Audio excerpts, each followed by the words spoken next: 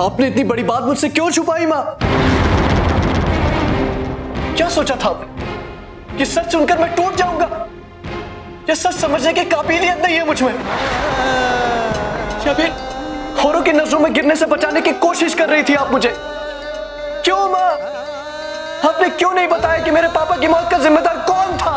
नहीं सिद्धार्थ, तू गलत समझ नहीं रहा है। माँ, आज मैं बिल्कुल सही समझ रहा। आज तक मैं पापा की उन यादों को अपने सीने से लगाया था जो आपने मेरे दिल में बनाई थी, लेकिन आज मुझे पता चला कि उन यादों के बीच में कितना बड़ा झूठ भी छुपा हुआ था।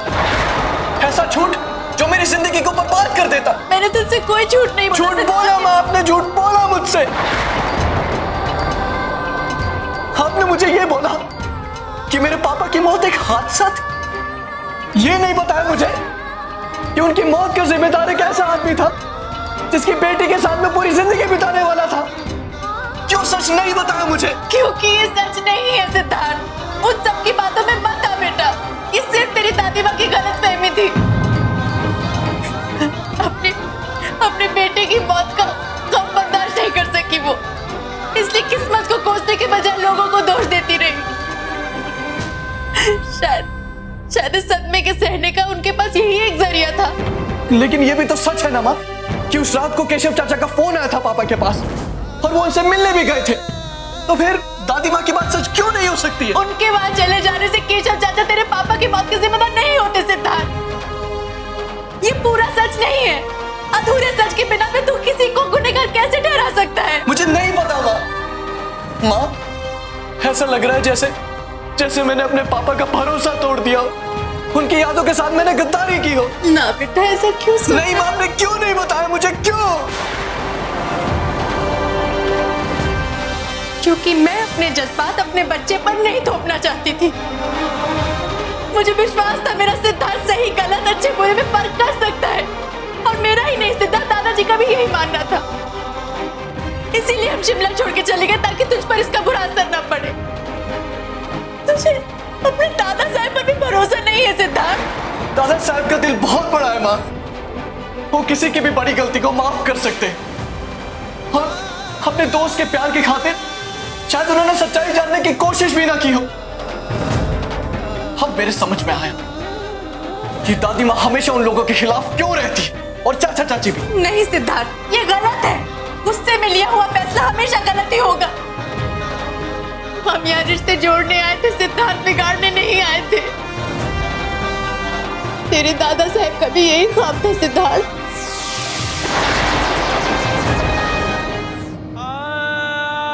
जिसे तुम इतना प्यार करते हो, इतनी इज्जत देते हो, वो झूठा है, धोखेबाज है, तुम्हारे पापा का हत्यारा है। ये सब कैसे हो गया? अपने पराये कैसे हो गए? जिन पर आंख बंद कर भरोसा किया था, उन्होंने ठोकर मारकर गिरा दिया हमें। ये सब मत सोचिए दादी। अरे कैसे नहीं सोचूं? कैसे नहीं सोचूं? दिल ही नहीं, भरोसा टूट गया है मेरा। इतना सब कुछ हो गया, फिर भी भूपत भाई साहब कुछ नहीं बोले। और सिद्धार्थ कैसे सब ये देख सका? उससे ये उम्मीद नहीं थी।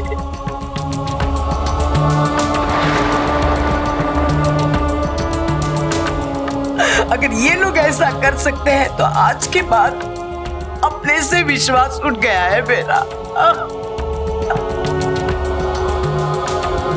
कसूर हमारा ही है दादी, हम ही उन्हें अपना समझ बैठे थे। अब पता चल गया कि जो अपनापन दिखाए जरूरी नहीं है कि वो अपना हो। अच्छा हुआ दादी तो वक्त रहते हमारी आंखें खुल गई, वरना तो शायद बहुत देर हो जाती। तू कह रही है इतना बड़ा धोखा हुआ है, तेरे सारे सपने चूर चूर हो गए और तू मुझे दिलासा दे रही है। जिसकी दुनिया उजड़ गई है वो मेरे आंसू पहुंच रही है। अरे इतनी हिम्मत कहां से आ गई तुझ में?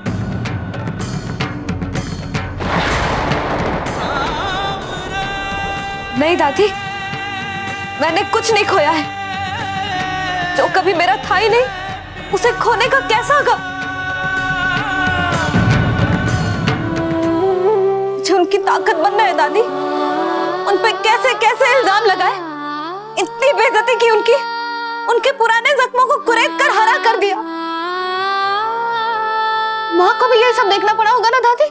देवी, तू बेटा ये मत सोच। आप डरिए मत दादी, माँ से शायद ये सब नहीं सहा गया होगा, इसीलिए उन्होंने।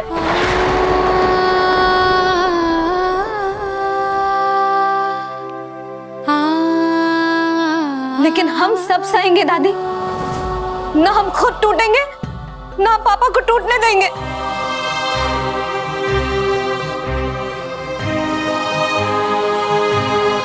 कोठी में आज जो कुछ भी हुआ, उसका जिक्र इस घर में अब कभी नहीं होगा दादी।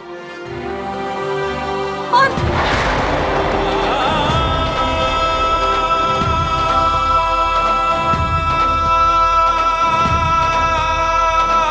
सिद्धार्थ का नाम यहां कभी नहीं लिया जाएगा।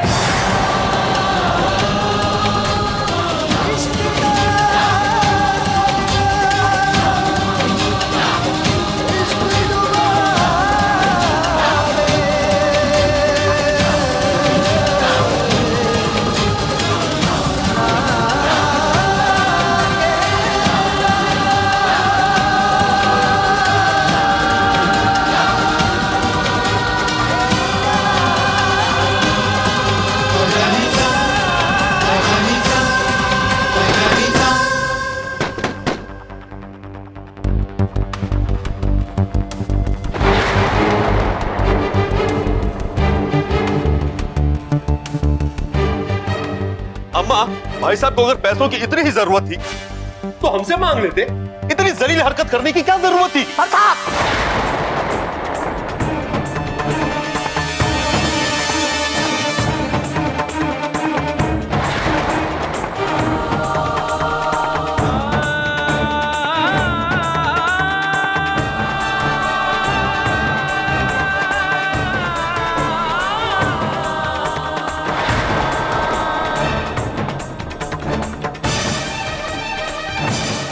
ये क्या किया आपने भाई साहब?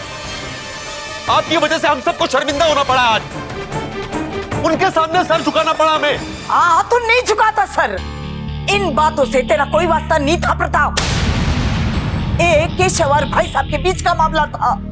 वाह अम्मा, भाई साहब पर बात आई तो बाकी परिवार को भूल गई यार।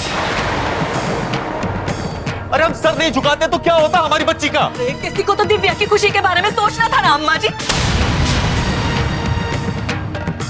उसके अपने ताया जी ने तो उसकी बनी बनाई किस्मत को पलटने में कोई कसर नहीं छोड़ी। अब हम माँ बाप होते हुए चुपचाप अपनी बच्ची की जिंदगी बर्बाद होते हुए कैसे देख लेते? और चुप हो जा हेमलता, चुप हो जा। पागल हो गई है क्या? ऐसा बोल ही कैसे सकती है तू? हाँ तो क्या गलत बोल रही है अम्मा? हमें तो उसी वक्त समझ जाना चाहिए था जब भाई साहब ने आकर कहा कि रिश्ता दिव्या के लिए नहीं निवेदिता के लिए आया है। वही इनकी असली नीयत को पहचान लेना चाहिए था हमें।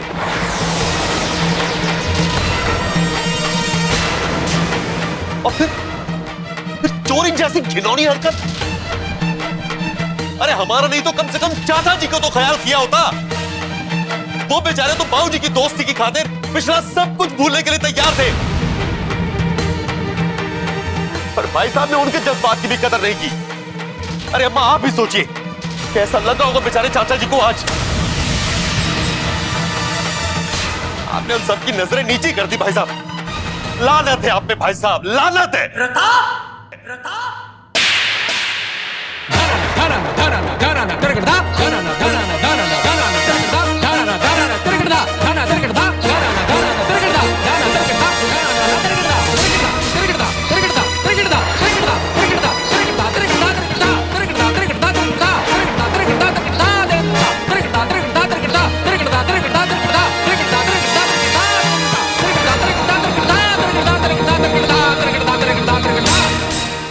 एक भी शब्द नहीं।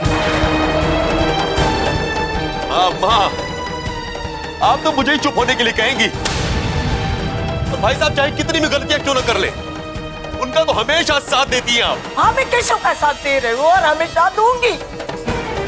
और कल अगर तुम दोनों में से किसी एक को चुनने की बात आई ना, तो मैं केशव को ही चुनूंगी, क्योंकि मैं जानती हूँ वो सच्चा है।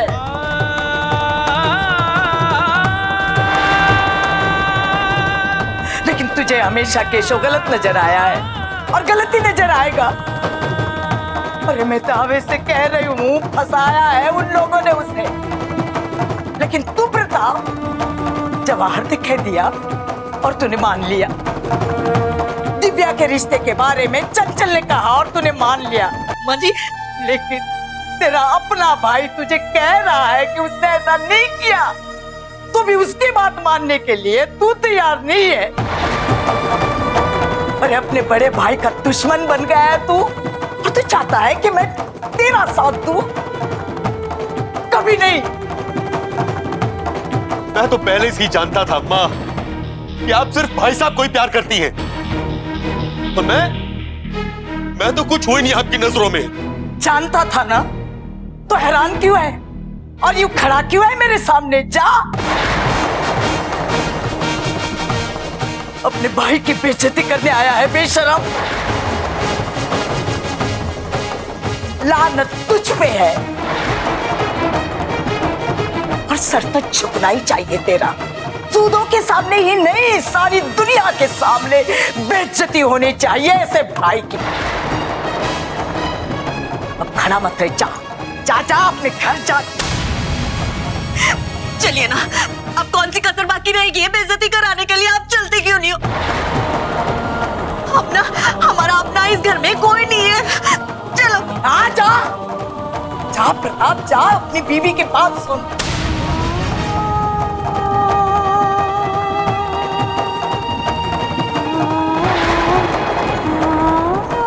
चलो चलो। मगर याद रखना, नीवी की वजह से आज दिव्या की शादी के ख्वाब देख रहे हो तुम।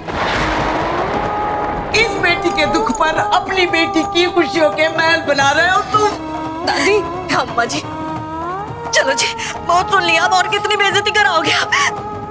चलो।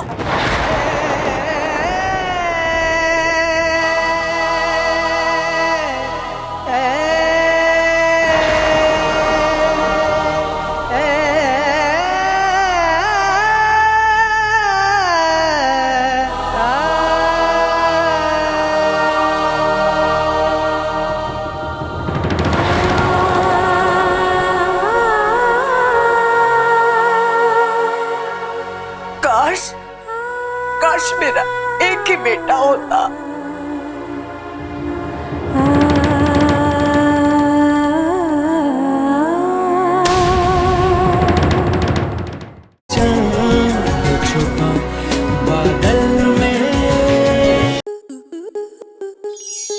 आपके मनोरंजन पर अब नहीं लगेगा कोई ब्रेक। स्टार प्लस के बेहतरीन शोज देखने के लिए लाइक, शेयर और सब्सक्राइब करें स्टार प्लस यूट्यूब पेज को।